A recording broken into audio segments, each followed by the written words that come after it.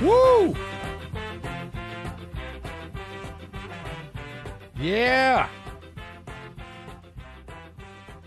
Yeah, ladies and gentlemen, let's go. Good one, Colin. That's a good one, my friends. So, February 28th was a Saturday. We bombed Iran. We started bombing Iran with our ally, Israel. On Monday, I came on the air and I said, wow, well, what are we doing? The economy's starting to come back around. Things are starting to look up. Why are we doing this? It's going to cause gas prices to go up because gas prices went up between that Saturday and that Monday when I came into work. And I said that. I said, why can't we wait? Wait till after the midterms. If you have to bomb them, wait till after the midterms. And everybody told me it's only going to be a couple weeks, Shelly. I remember the Facebook post, Mark safe from being nuked by Iran. I don't see many of those anymore. Sorry. Just me being me. Now, 6 months later, nearly 6 months later, a week from being 6 months later, we are about to put, guess this, the sanctions to end all sanctions, economic sanctions on Iran. You know, we had them before. We put sanctions on them on the 25th of February. They've been in sanctions on Iran since 1979. Now, you can argue right now and say, well, Shelley, clearly it didn't work, so that's why we had to bomb them. Okay, that's fair. But why then? That's what was my point was then, 6 months ago.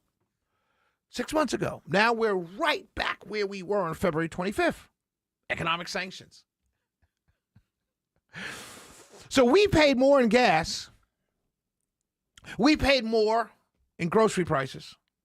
Because gas prices went up, that means price of everything else went up, right? We paid all this extra money. We, the citizens, not the corporations, not the bigwigs. We, me, and you, the working people, the people who get up every single morning to go do a job to get paid at that job, the entrepreneurs who were struggling to start a business because it's hard enough to start your own business. Those people struggled. Every single person from the middle class down struggled over the last 6 months, only for us to get back to where we were 3 days before we bombed Iran. And I'm listening, and this is what sickens me, ladies and gentlemen. This is the part that sickens me.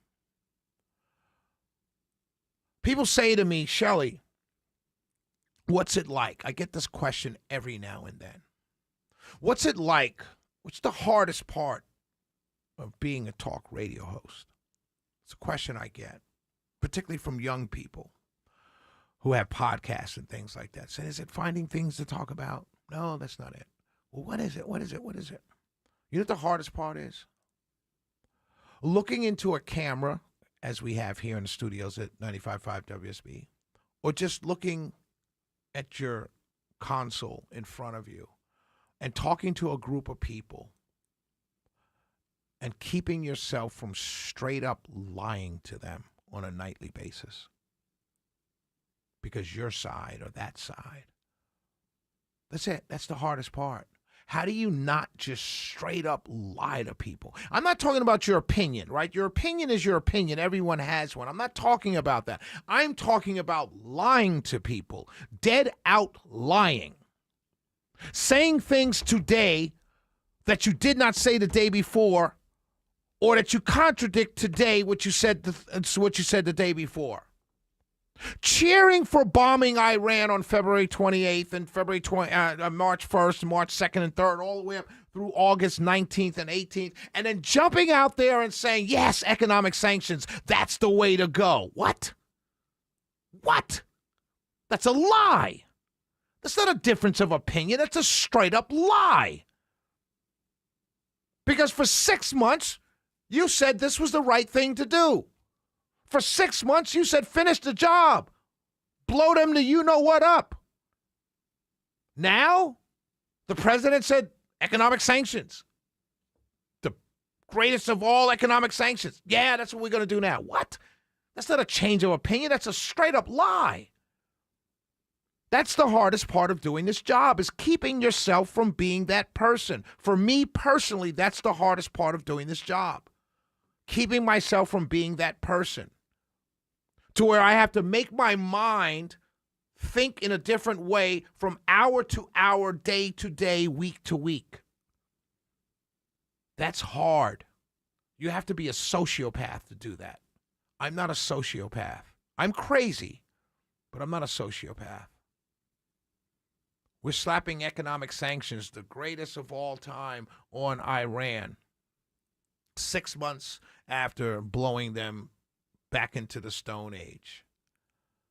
And today is Thursday. Monday, Tuesday, and Wednesday, I heard people on television and on radio tell me we need to finish the job, finish blowing them up. We don't need boots on the ground, but just finish the job. And then today, they say, yeah, economic sanctions, that's the way to go, which we had on this country on February 25th, 3 days before we blew them up. And it's fascinating to me because all the people that do that every single day, every single tweet, every single podcast, make millions and thousands and tens of thousands of dollars more than I do. And they're lying every single day in their tweets, in their podcasts, on their radio stations, on their television stations. Just straight up lying. And it's sad to me. It hurts me that every time I go home and every 2 weeks I look at what I get compared to what I think they get. I think to myself, but God, I'm not lying to my audience. God, I'm trying to be straight up and transparent with my audience.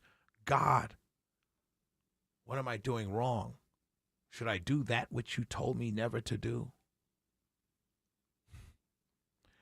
Know this in your hearts, my friends. God loves you, and I love you too. Peace. Talk to you tomorrow.